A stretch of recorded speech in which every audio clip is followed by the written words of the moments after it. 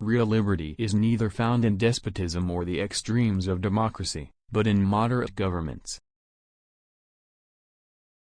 It's not tyranny we desire, it's a just, limited, federal government. Power over a man's subsistence is power over his will.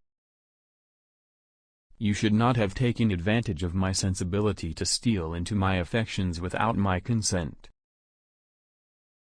Let us recollect that peace or war will not always be left to our option, that however moderate or unambitious we may be, we cannot count upon the moderation, or hope to extinguish the ambition of others.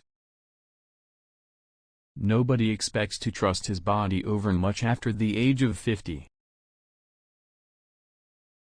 Here, sir, the people govern, here they act by their immediate representatives.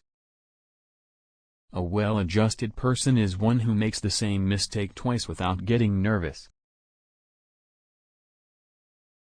I think the first duty of society is justice.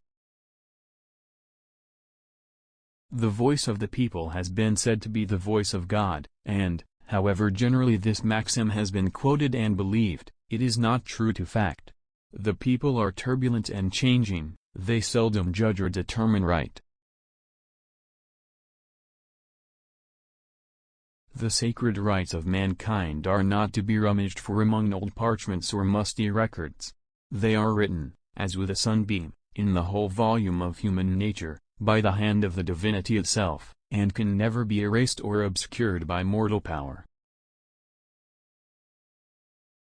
Real firmness is good for anything, straught is good for nothing. Learn to think continentally. Unless your government is respectable, foreigners will invade your rights, and to maintain tranquility, it must be respectable. Even to observe neutrality, you must have a strong government. A promise must never be broken. A national debt, if it is not excessive, will be to us a national blessing. Men often oppose a thing merely because they have had no agency in planning it, or because it may have been planned by those whom they dislike.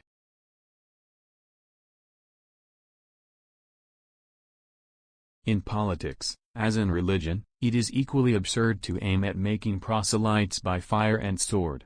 Heresies in neither can rarely be cured by persecution.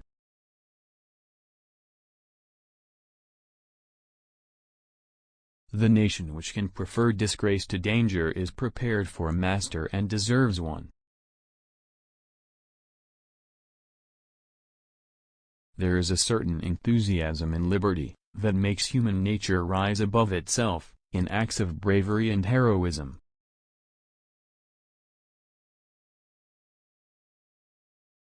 Constitutions should consist only of general provisions. The reason is that they must necessarily be permanent, and that they cannot calculate for the possible change of things.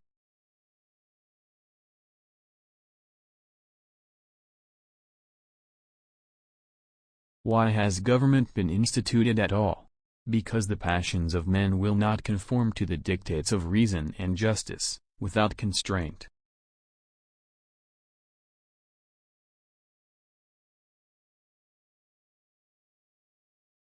Safety from external danger is the most powerful director of national conduct.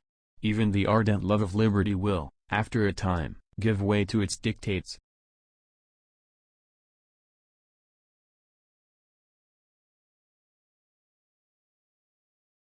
I never expect to see a perfect work from an imperfect man.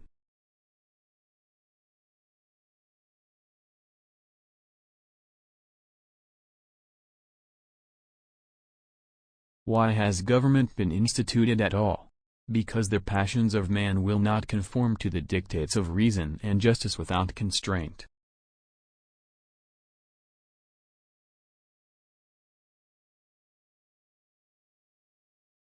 Men are rather reasoning than reasonable animals, for the most part governed by the impulse of passion.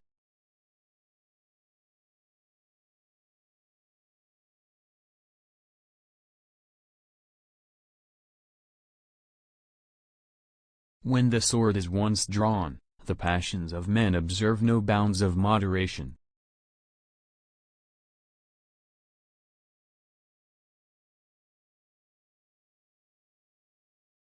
In the usual progress of things, the necessities of a nation in every stage of its existence will be found at least equal to its resources.